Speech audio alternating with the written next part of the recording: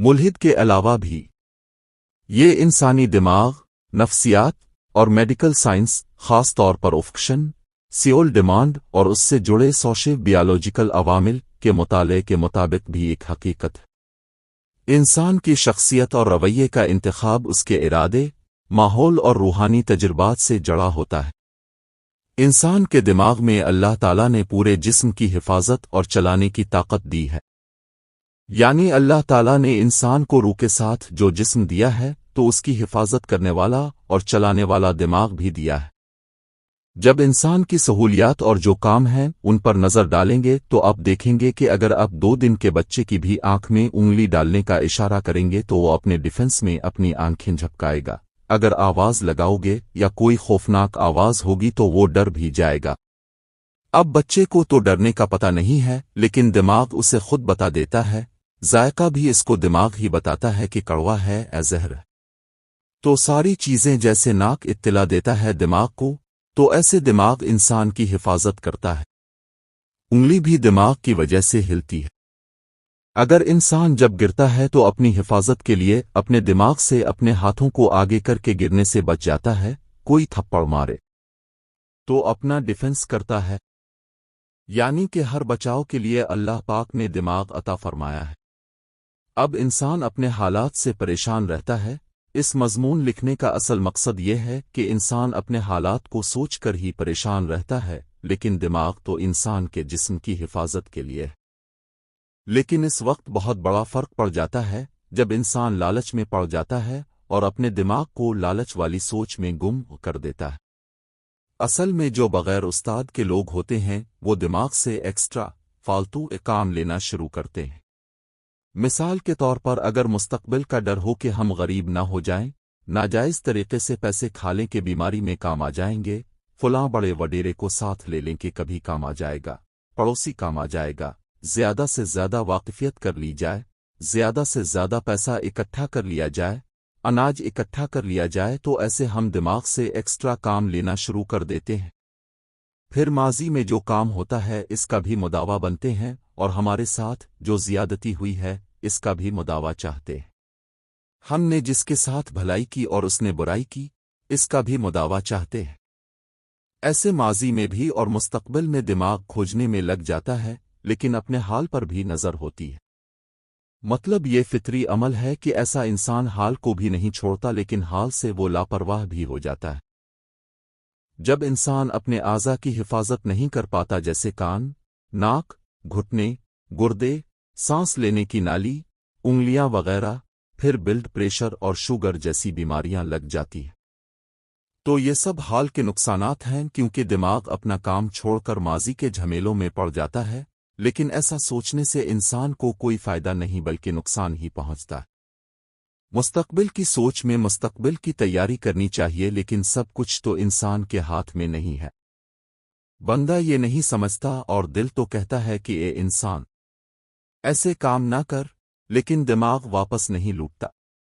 وہ اس لیے نہیں لوٹتا کیونکہ اس کو کوئی سکھانے والا استاد نہیں ہوتا، تو اس کو مد نظر رکھتے ہوئے دماغ پھر غیر ضروری مصروفیات شروع کر دیتا۔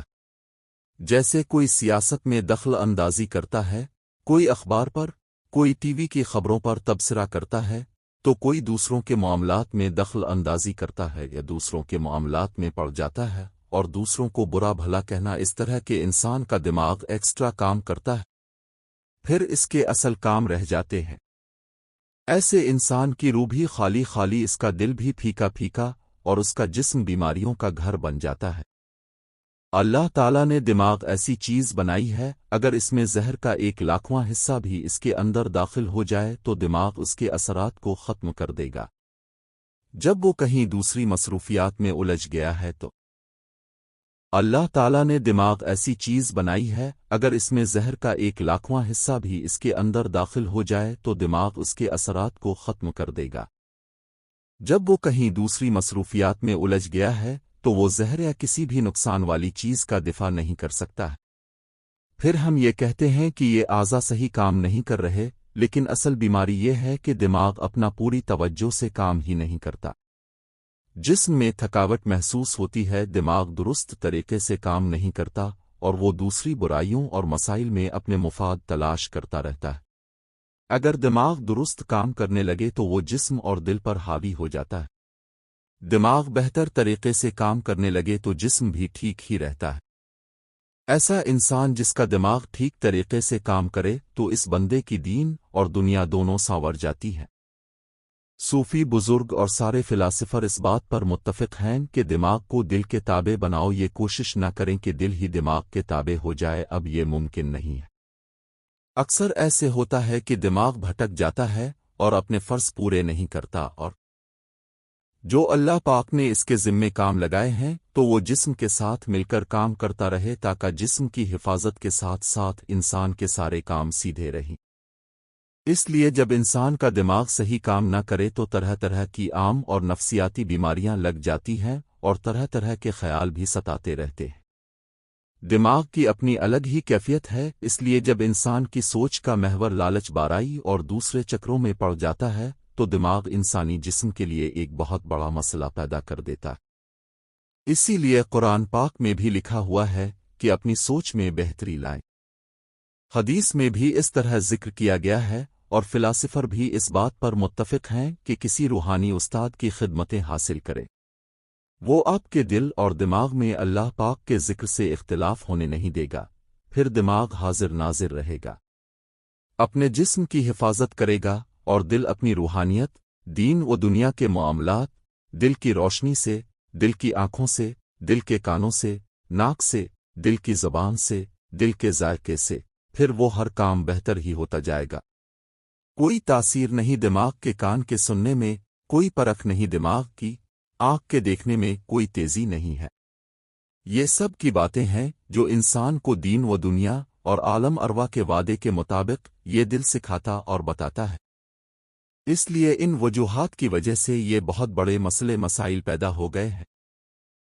دماغ ایک آوارہ ہے جو آسمان، زمین کی گلی کوچوں میں، پہاڑ، آکاش، دوسروں کے معاملے میں، معاشرے پر نگاہ، بے وجہ تکرار چھوٹے منصوبے بناتا رہتا۔ یہ ہم نے دماغ کو فارغ چھوڑا ہے تب ہی تو وہ یہ سب سوچتا ہے، اور جب اتنا آزاد ہوگا تو پھر انسان بیکار کام کرے گا جو اللہ پاک نے اس کے ذمے کام لگائے ہیں، تو وہ جسم کے ساتھ مل کر کام کرتا رہے تاکہ جسم کی حفاظت کے ساتھ ساتھ انسان کے سارے کام سیدھے رہیں۔ اس لیے جب انسان کا دماغ صحیح کام نہ کرے تو طرح طرح کی عام اور نفسیاتی بیماریاں لگ جاتی ہیں اور طرح طرح کے خیال بھی ستاتے رہتے ہیں۔ دماغ کی اپنی الگ ہی کیفیت ہے، اس لیے جب انسان کی سوچ کا محور لالچ، برائی اور دوسرے چکروں میں پڑ جاتا ہے تو دماغ انسانی جسم کے لیے ایک بہت بڑا مسئلہ پیدا کر دیتا ہے۔ اسی لیے قرآن پاک میں بھی لکھا ہوا ہے کہ اپنی سوچ میں بہتری لائیں۔ حدیث میں بھی اس طرح ذکر کیا گیا ہے، اور فلاسفر بھی اس بات پر متفق ہیں کہ کسی روحانی استاد کی خدمتیں حاصل کرے، وہ آپ کے دل اور دماغ میں اللہ پاک کے ذکر سے اختلاف ہونے نہیں دے گا، پھر دماغ حاضر ناظر رہے گا، اپنے جسم کی حفاظت کرے گا، اور دل اپنی روحانیت، دین و دنیا کے معاملات، دل کی روشنی سے، دل کی آنکھوں سے، دل کے کانوں سے، ناک سے، دل کی زبان سے، دل کے ذائقے سے، پھر وہ ہر کام بہتر ہی ہوتا جائے گا۔ کوئی تاثیر نہیں دماغ کے کان کے سننے میں، کوئی پرکھ نہیں دماغ کی آنکھ کے دیکھنے میں، کوئی تیزی نہیں ہے۔ یہ سب کی باتیں ہیں جو انسان کو دین و دنیا اور عالم ارواح کے وعدے کے مطابق یہ دل سکھاتا اور بتاتا ہے۔ اس لیے ان وجوہات کی وجہ سے یہ بہت بڑے مسئلے مسائل پیدا ہو گئے ہیں۔ دماغ ایک آوارہ ہے جو آسمان، زمین کی گلی کوچوں میں، پہاڑ، آکاش، دوسروں کے معاملے میں، معاشرے پر نگاہ، بے وجہ تکراری منصوبے بناتا رہتا۔ یہ ہم نے دماغ کو فارغ چھوڑا ہے تب ہی تو وہ یہ سب سوچتا ہے، اور جب اتنا آزاد ہوگا تو پھر انسان بیکار کام کرے گا۔ اچھا، کیا یہ ممکن ہے کہ انسان کی یہ جو آج کل کی جسمانی تھکاوٹ ہے یا پھر شوگر اور بلڈ پریشر جیسی بیماریاں ہیں، ان کی اصل وجہ کوئی غلط خوراک یا موروثی مسئلہ نہ ہو، مطلب بلکہ اس کی اصل وجہ یہ ہو کہ انسان کا اپنا دماغ، جو کہ ایک انتہائی جدید اور طاقتور سیکیورٹی سسٹم کے طور پر بنایا گیا تھا، وہ اپنا اصل کام ہی چھوڑ دے اور کل کے خوف میں الجھ جائے۔ جی، یہ ایک بہت ہی آج کی اس فکری نشست میں ہم جس موضوع کا گہرا مطالعہ کر رہے ہیں نا، وہ واقعی ہماری روایتی سوچ کو جڑ سے ہلا دینے کی صلاحیت رکھتا ہے۔ بالکل ہم آج mind and spirit the path to inner harmony نامی ماخذ کے ایک خاص حصے کو دیکھ رہے ہیں، جس کا عنوان ہے ملحد کے علاوہ بھی۔ ہمارا مشن آج یہ سمجھنا ہے کہ کیسے یہ قدرتی محافظ غیر ضروری بوجھ تلے دب کر انسان کو کھوکھلا کر دیتا ہے۔ اور سچی بات تو یہ ہے کہ جب میں ان نوٹس کا مطالعہ کر رہی تھی تو میں تو حیران رہ گئی کہ ہمارا اپنا ہی دماغ ہمارے خلاف کیسے کام کر سکتا ہے۔ دیکھیں، یہ واقعی انسانی نفسیات اور حیاتیات کا ایک انتہائی پیچیدہ پہلو ہے، اور جو ماخذ آج ہمارے سامنے ہیں اس کی سب سے خال بات یہی ہے کہ یہ اس مسئلے کو محض ایک یعنی صرف میڈیکل سائنس یا کیمیکلز کے نظریے سے نہیں دیکھتا۔ صحیح۔ اگرچہ اس میں حیاتیاتی عوامل کا ذکر ہے، لیکن یہ گفتگو کا دائرہ بہت وسیع کر دیتا ہے۔ مطلب یہ بتاتا ہے کہ انسان کی بیماریاں اور رویے صرف ہارمونز کا کھیل نہیں ہے، یہ اس کے ارادے، لالچ، ماحول اور سب سے بڑھ کر اس کی روحانی تجربات سے جڑا ہوا ہے۔ یعنی یہ ایک مکمل سماجی اور نفسیاتی خرابی ہے جسے صرف گولی کھا کر ٹھیک نہیں کیا جا سکتا۔ جی بالکل، اس سے آپ صرف ایک دوا سے حل نہیں کر سکتے۔ تو پھر اس خرابی کو سمجھنے کے لیے ہمیں بالکل شروعات سے آغاز کرنا ہوگا۔ اس کی جو بنیاد ماخذ میں بتائی گئی ہے وہ یہ ہے کہ اللہ تعالیٰ نے انسان کو آخر یہ دماغ عطا کیوں کیا ہے، مطلب اس کا بنیادی مقصد کیا تھا۔ صحیح۔ ماخذ کے مطابق دماغ کا اصل کام پورے جسم کو چلانا اور ہر لمحے اس کی حفاظت کرنا ہے، اور اس کے لیے جو مثالیں دی گئی ہیں وہ اتنی سادہ ہیں کہ ہم کبھی غور ہی نہیں کرتے۔ ہاں، اس کی وجہ یہ ہے کہ وہ کام اتنی خاموشی اور تیزی سے ہو رہے ہوتے ہیں کہ ہم انہیں اپنا شعوری کمال سمجھنے لگتے ہیں۔ بالکل۔ دراصل یہ مثالیں ہمیں دماغ کی ایک طرح سے بنیادی سیٹنگز یا ڈیفالٹ موڈ سمجھاتی ہیں۔ یہ وہ حالت ہے جب دماغ بغیر کسی فالتو سوچ کے اپنا وہ کام کر رہا ہوتا ہے جس کے لیے اسے ڈیزائن کیا گیا تھا۔ جیسے اس میں ذکر ہے کہ اگر کسی 2 دن کے بچے کی آنکھ کے قریب اچانک انگلی لے جائیں تو وہ فوراً پلکیں جھپکائے گا، یا کوئی تیز آواز آئے تو وہ ڈر جائے گا۔ اب ذرا سوچیں، اس 2 دن کے بچے کو دنیا کے خطرات کا کیا پتا؟ اس نے تو ابھی تک کوئی ایسا تجربہ ہی نہیں کیا نا کہ انگلی لگنے سے درد ہوتا ہے۔ بالکل صحیح کہہ رہی ہیں آپ۔ اسے ذرا ایک اور زاویے سے دیکھتے ہیں۔ بچے کو شعوری طور پر واقعی کچھ نہیں معلوم، لیکن اس کا دماغ پیدائشی طور پر یہ جانتا ہے۔ واہ! مطلب یہ کوئی سیکھا ہوا عمل نہیں ہے، یہ بقا کا وہ بنیادی کوڈ ہے جو قدرت نے لکھ دیا ہے۔ اسی طرح زبان پر کوئی کڑوی چیز رکھ دیں تو یہ دماغ ہی ہے جو فوراً خطرے کی گھنٹی بجاتا ہے۔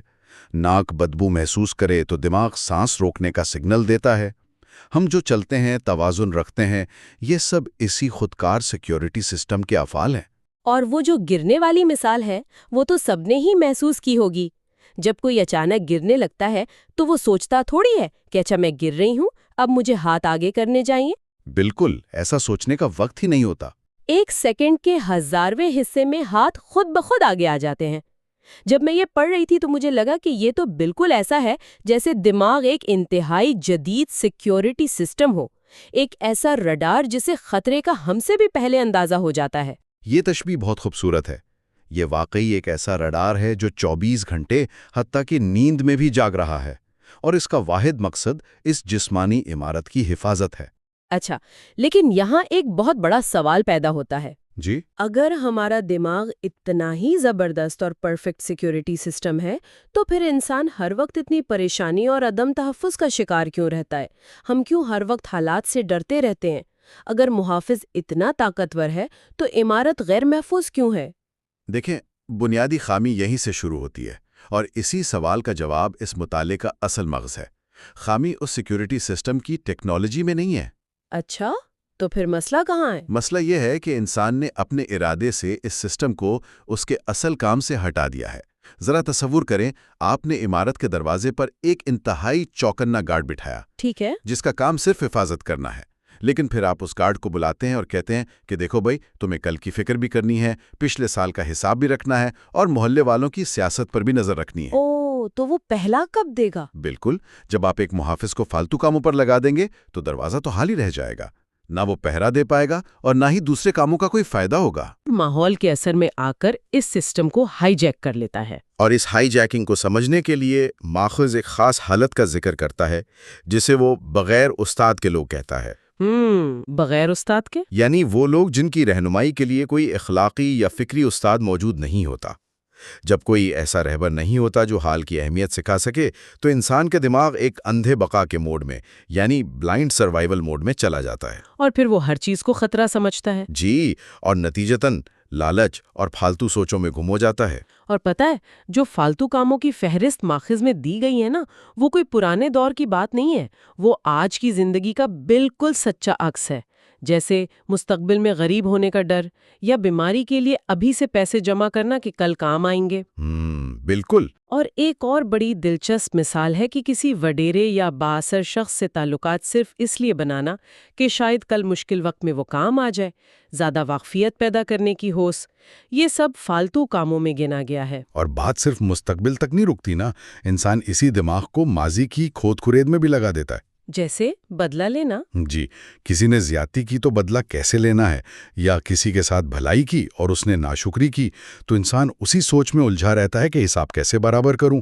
یہ جو ماضی اور مستقبل کے درمیان پنڈولم کی طرح کی حرکت ہے نا، یہ دماغ کو حال کی حفاظت سے بالکل کاٹ دیتی ہے۔ لیکن ایک منٹ، یہاں مجھے تھوڑی سی الجھن ہو رہی ہے اور میں ذرا سا تنقیدی سوال اٹھانا چاہ رہی ہوں۔ جی پوچھیں۔ آج کے اس مسابقتی دور میں اگر کوئی کہے کہ میں بچوں کے مستقبل کے لیے پیسے جمع کر رہی ہوں، یا بااثر لوگوں سے تعلقات بنا رہی ہوں، یا روزانہ کی خبریں دیکھ رہی ہوں تاکہ باخبر رہوں، تو معاشرہ تو اسے داد دیتا ہے۔ بالکل، لوگ اسے اسمارٹ پلاننگ کہتے ہیں۔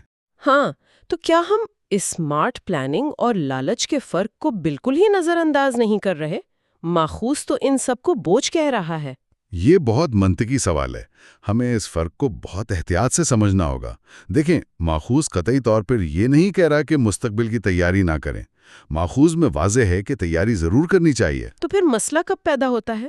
مسئلہ تب بنتا ہے جب یہ تیاری ایک ذہنی بیماری بن جاتی ہے، جب انسان یہ بھول جاتا ہے کہ سب کچھ اس کے کنٹرول میں نہیں ہے، جب یہ پلاننگ ایک بے قابو لالچ اور کل کے نہ ختم ہونے والے خوف کی شکل اختیار کر لیتی ہے، تب وہ اسمارٹ پلاننگ نہیں رہتی، وہ دماغ کے لیے ایک تباہ کن بوجھ بن جاتی ہے۔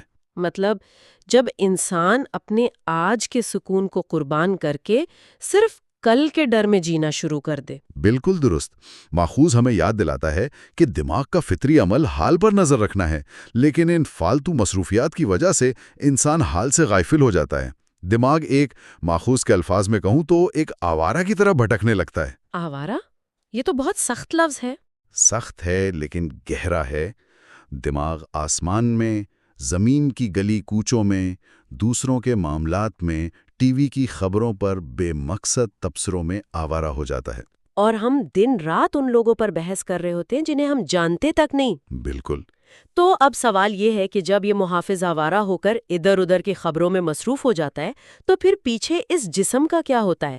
اور یہیں سے وہ حصہ آتا ہے جس نے واقعی میرا نظریہ بدل دیا۔ ماخوذ یہاں بڑے ہوش ربا حقائق پیش کرتا ہے۔ ظاہر سی بات ہے، جب کمانڈ اینڈ کنٹرول سینٹر ماضی اور مستقبل میں مصروف ہوگا تو وہ اپنا بنیادی فرض چھوڑ دے گا، جو کہ اعضاء کی حفاظت تھا۔ جی، جب اس کی توجہ بھٹکتی ہے، اس کی پروسیسنگ پاور ضائع ہوتی ہے، تو وہ کان، ناک، گھٹنے، گردے اور سانس کی نالی جیسے اہم اعضاء کی دیکھ بھال سے غافل ہو جاتا ہے۔ اور نتیجہ کیا نکلتا ہے؟ ماخوذ کہتا ہے کہ اس کا نتیجہ بلڈ پریشر اور شوگر جیسی خطرناک بیماریاں ہیں۔ یہ کتنی حیران کن بات ہے کہ ہم ساری زندگی سمجھتے ہم نے میٹھا زیادہ کھا لیا یا ورزش نہیں کی، لیکن اصل وجہ یہ ہوتی ہے کہ دماغ اپنا کام چھوڑ کر کل کے خوف میں الجھا ہوا تھا۔ اسے جدید سائنس سے بھی جوڑ کر دیکھیں تو بات سمجھ آتی ہے۔ جب دماغ ہر وقت خوف میں ہو تو جسم فائٹ اور فلائٹ موڈ میں رہتا ہے، سٹریس ہارمونز ریلیز ہوتے ہیں، مدافعتی نظام کمزور پڑتا ہے اور اعضاء ناکارہ ہونے لگتے ہیں۔ اور ہاں، پھر ماخذ میں ایک بہت بڑا دعویٰ کیا گیا ہے۔ کون سا؟ وہ بتاتا ہے کہ اللہ تعالیٰ نے انسانی دماغ کو اتنی بے پناہ طاقت دی ہے کہ اگر زہر کا 1,00,000واں حصہ بھی جسم میں چلا جائے تو دماغ اسے ختم کرنے کی صلاحیت رکھتا ہے۔ ایک سیکنڈ، زہر کا 1,00,000واں حصہ نیوٹرلائز کر دینا، واقعی؟ جی ہاں، شرط صرف یہ کہ دماغ پرسکون اور اپنی درست حالت میں کام کر رہا ہو۔